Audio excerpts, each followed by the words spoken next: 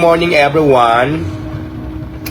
At syempre gusto ko lang din pasalamatan yung mga taong walang sawang sumusuporta sa akin. Doon naman sa mga hindi ko nagbibigyan na makapagpa-picture, wag po kayo magtanim ng sama ng loob kasi minsan po talaga busy, ang dami kong iniisip, tapos nagtatrabaho ako, sasabay pa, so hindi ko na po magawa yung trabaho ko bilang isang negosyante dahil nakaharap na lang sa camera. Pero tulad ng sinasabi ko, may time po tayo para sa picture, sa vlogger interview. Ngayon kung na-timingan mo, hindi ako picture sa'yo, nagkataon lang po na busy.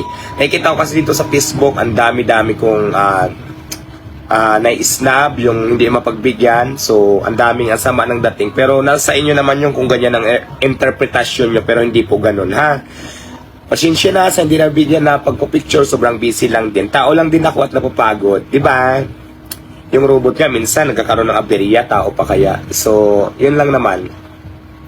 Humingi lang ako ng paumanin dun sa mga taong nag-import. Sabi nila na malayong lugar pumunta dito para mapag-picture. Ay minsan naman nagkataon na busy.